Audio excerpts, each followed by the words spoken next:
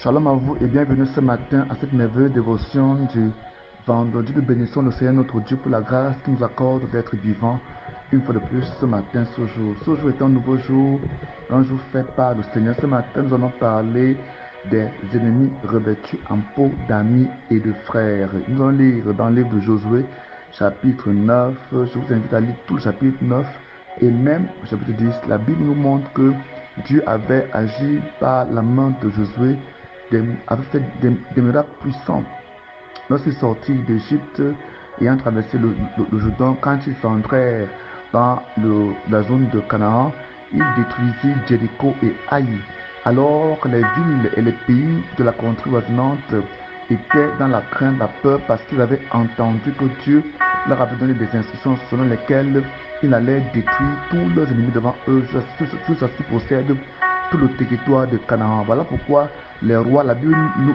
nous dit au verset 9, au verset 1, chapitre 9, il dit la nouvelle de ces événements parvint à tous les rois du pays situés à l'ouest du Jourdain, dans la région montagneuse, dans les plaines de côtières et sur tout le littoral de la Méditerranée jusqu'en face du Liban. Les rois des Hittites, des Amoréens, des Cananéens, des Phéréziens, des Éviens et des Jébusiens.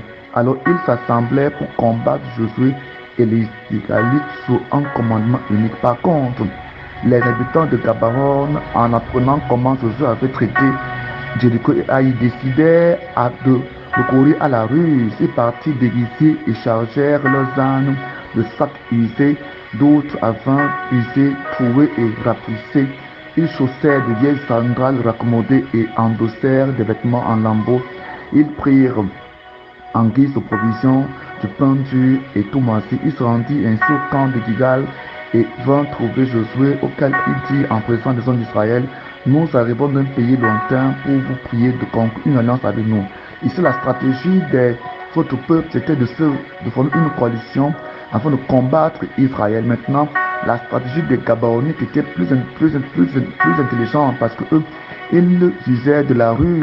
Eux qui habitaient à côté, n'est-ce pas, de ce peuple d'Israël, vont donc user de la ruse et vont vouloir venir signer un traité, une alliance de paix avec Israël, n'est-ce pas, en trompant Israël, qui sont un pays très très loin de l'autre côté du monde entier, où, n'est-ce pas, donc ils ne sont pas la cible, n'est-ce pas, de la mission que Dieu leur avait donnée. C'est un mensonge. La Bible dit au verset 7 ceci, qu'ils viennent dire: nous sommes un pays, nous arrivons d'un pays lointain pour vous prier de conclure une alliance avec nous. Les Israéliens répondirent à ces Éviens: qui sait, si vous n'êtes pas des habitants du voisinage, dans ce cas, nous ne pourrons pas conclure une alliance avec vous. Ils déclaraient à Josué: nous sommes tes serviteurs. Mais qui êtes-vous? Leur demanda Josué: d'où venez-vous? Il répondit: tes serviteurs viennent d'un pays très éloigné. À cause du renom de l'Éternel ton Dieu, nous avons entendu parler de lui et tout ce qu'il a fait, et de tout ce qu'il a fait en Égypte, et comment il a traité les deux rois des Amoréens qui régnaient de l'autre côté du Jourdain, roi de Heshbon, roi de Or, roi de Basan, qui résidait à Ashtaroth. Alors, nos responsables et tous les habitants de notre pays nous ont dit à emporter des provisions pour le voyage et aller trouver les Israélites. Dites-leur: nous voulons être vos serviteurs, conclure une alliance avec nous. Regardez notre pain, il était encore tout chaud quand nous l'avons pris pour nos provisions dans nos maisons. Quand nous nous sommes mis en route pour venir vous trouver, et voilà maintenant, il est dur et tout moisi. Maintenant, voyez nous autres, elles étaient neuves quand nous sommes partis. Nous les avons remplis, les voilà maintenant remplis, les voilà maintenant déchirés. Voyez comment nos vêtements et nos sandales sont usés à cause de nos voyages que nous avons fait. Les hommes d'Israël prirent leurs provisions, mais ils ne considèrent pas l'Éternel à ce sujet. J'aimerais ici vous faire comprendre qu'il y a des gens ici dans nos vies qui, n'est-ce pas, qui voient la présence de Dieu, voient la grâce de Dieu, voient la puissance de Dieu, voient les talents dans notre vie, s'introduisent dans notre vie sans y être invités, n'est-ce pas, pour venir jouir des grâces de la présence de Dieu dans notre vie. Ce sont des Gabaonites, des amis qui sont en réalité des véritables ennemis, mais qui sont maquillés en amis. Ma prière ce matin est que le Seigneur, n'est-ce pas, dévoile et expose tous ces gens autour de vous, parce que tant qu'ils seront autour de vous, vous ne pourrez pas évoluer.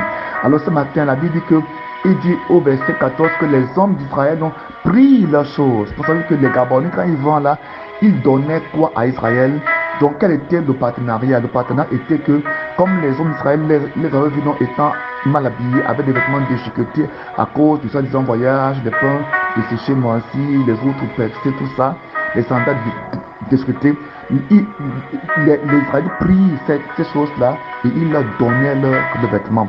Ils leur donnaient leurs vêtements, donc ils les revêtirent de leurs vêtements juifs, ils les revêtirent, n'est-ce pas? Ils leur donnaient la nourriture que Dieu leur avait donnée, ils leur donnaient du vin, de l'eau que Dieu leur avait donné, des sandales que Dieu leur avait donné, ils leur donnaient, n'est-ce pas, des sacs que Dieu leur avait donné et conclure avec eux une alliance de paix. C'est ainsi qu'il y a beaucoup de ennemis de Dieu dans nos vies qui s'infiltrent même dans nos maisons pour venir avoir une alliance de paix et cela, n'est-ce pas, amenuise la bénédiction de Dieu dans notre vie. Cela, n'est-ce pas, écarte même à certain niveau la présence de Dieu dans notre vie. Vous vous souvenez de l'histoire de Balak et de Balak lorsqu'il envoya une expédition auprès du prophète. Dieu vint et demanda à cet homme, qui sont ces gens qui sont chez toi?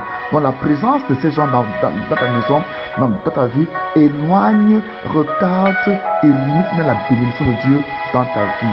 Donc voilà comment les Gabonites vont donc réussir à avoir une alliance de paix. Verset 15, Josué fit la paix avec eux et conclut une alliance leur garantissant la vie sauve par un serment et les responsables, avec les responsables de la communauté. 3 jours seulement après, verset 16, après avoir conclu cette alliance, les Israélites apprirent qu'ils avaient eu affaire à de proches voisins qui demeuraient dans la même région qu'eux. Amen. Donc voilà comment nous sommes trompés. Voilà ici Josué qui était un très très grand homme de Dieu, un homme de Dieu d'une dimension, n'est-ce pas, mondiale, d'une dimension élevée, fut trompé tout de même parce qu'il n'en a pas consulté l'Éternel.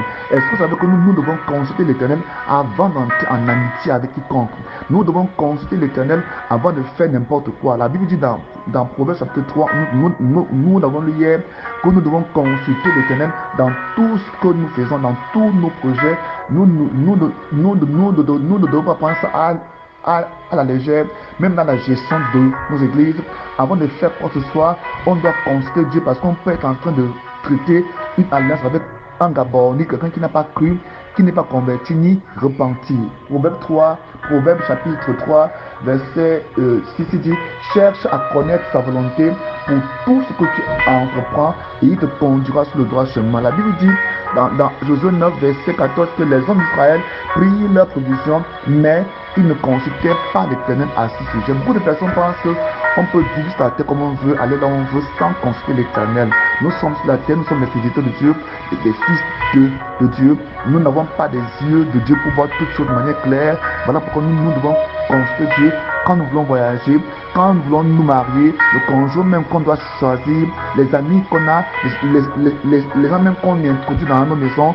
Nous devons demander à Dieu qui sont-ils, qui nous révèlent qui ils sont. On doit consulter Dieu pour tel projet, ne pas faire un voyage. Combien de pasteurs, de serviteurs sont morts dans des voyages qu'ils ont fait sans avoir consulté Dieu au préalable? Combien de personnes ont effectué des voyages d'un pays à l'autre et quand ils arrivent là-bas, c'est la misère, c'est la honte parce qu'ils n'ont pas consulté l'Éternel avant. Beaucoup de serviteurs de Dieu, de missionnaires sont morts en mission parce que ce n'était pas leur terre de mission, mais leur moment de mission.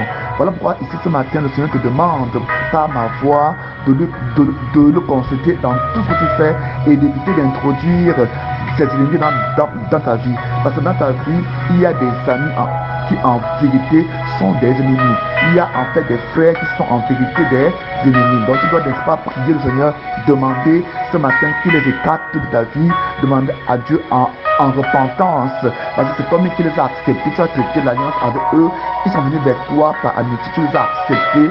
Oui, ça ne veut pas dire qu'on doit les rejeter, mais on peut le tenir à l'écart, à distance de notre vie, demeurer soit collègue, soit partenaire, mais pas amis, pas partager ta vie avec eux, parce qu'à partir de ce moment-là, ils peuvent utiliser les informations sacrées dans ta vie pour te détruire, parce que tu ne sais pas qui ils sont en vérité. Il n'y a que Dieu qui le sait. Que Dieu vous préserve, dont vous garde. Sachez que Dieu est votre véritable ami. Jésus est le seul et le véritable ami. Il est celui qui peut diriger le véritable ami qui est de toi. Que Dieu donc vous dirige vers vos véritables amis. Que Dieu vous dirige donc vers votre véritable conjoint. Que Dieu vous dirige vers votre véritable partenaire. Au nom de Jésus-Christ. Amen. Mon contact est le 00237 695 66 15 25. Soyez bénis au nom de Jésus-Christ. Sur YouTube, vous me trouverez au nom Bled. Bétien Bled, c'est écrit B-L-A-I-D-E. B-E-T-S-E-M. Soyez bénis au nom de Jésus.